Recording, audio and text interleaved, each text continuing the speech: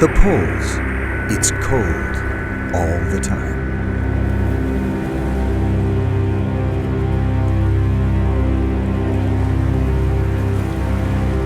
Polar temperatures influence more parts of the Earth than you might think.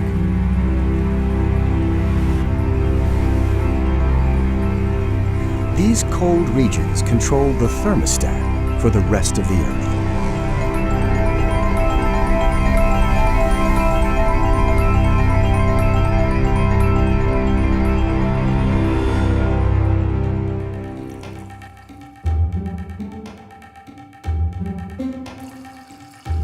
Water, ice, and vapor. Milk? Water exists as a liquid, solid, or gas, depending on temperature. One way to measure temperature is by looking at the infrared light it emits, light outside the range that's visible to the human eye. Sugar? Right here. Colors in these infrared images represent temperature: blue for cold, red for warm.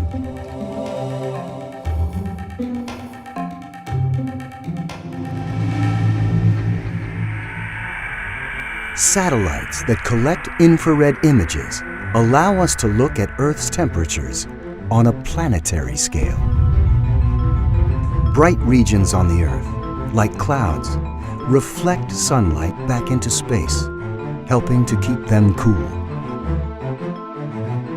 Here's a different view of the Earth. This is how the planet and clouds look in infrared.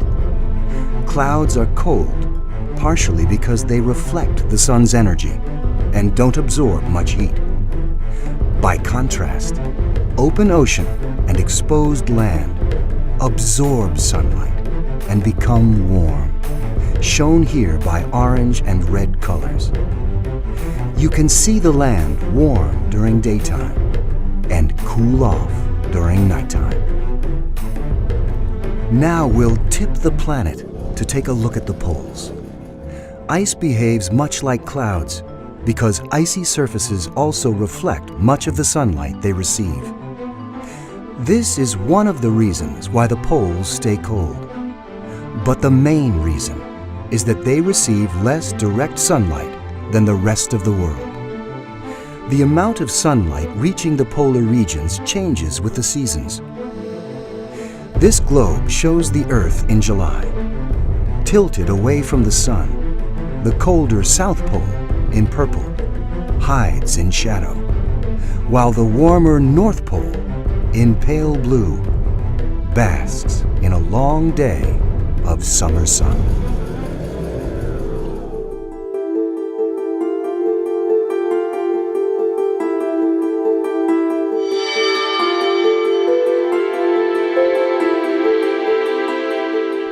During winter darkness, frigid temperatures freeze the surface of polar oceans down to a depth of several meters. This is sea ice, expanding during the fall and winter, shrinking during the spring and summer, a timeless presence floating on the ocean's surface. But is it eternal? More than a quarter century of satellite data reveal a substantial decrease in sea ice at the North Pole. Less ice means the Earth has a smaller reflective surface to bounce sunlight back into space. Less ice also means there's more exposed dark water to soak up the warming rays of the sun. The Earth warms, leading to faster melting and additional ice loss. This feedback loop means the poles amplify temperature changes around the world.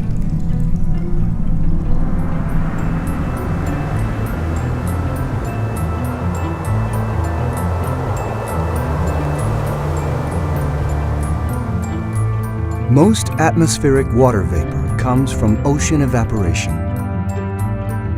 Water vapor forms clouds in the atmosphere. Clouds return water to Earth in the form of rain and snow. This cycle water drawn up from the oceans and falling from the clouds, delivers almost all fresh water to land. Rain delivers water immediately, but snow stores water and slowly releases it to surrounding land over time.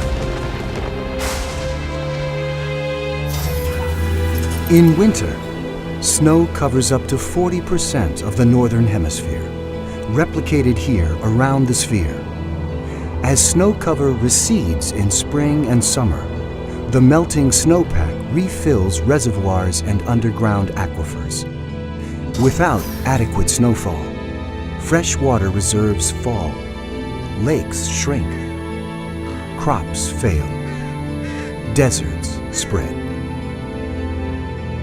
Even when snow recedes, land in some regions of the world stays frozen, even through summer. Permanently frozen land, called permafrost, occurs at both high latitudes and high altitudes. Permafrost covers 25% of the northern hemisphere and can reach a thickness of more than a kilometer. Thawing permafrost causes buildings to collapse, roads to fracture, and trees to uproot. But far more serious consequences arise when permafrost thaws and releases significant amounts of methane. Methane is a byproduct of decomposing plant and animal remains, previously held in suspended animation for thousands of years. It's a potent greenhouse gas, much more so than carbon dioxide. Increased methane levels inhibit heat from escaping Earth's atmosphere, amplifying the warming trend.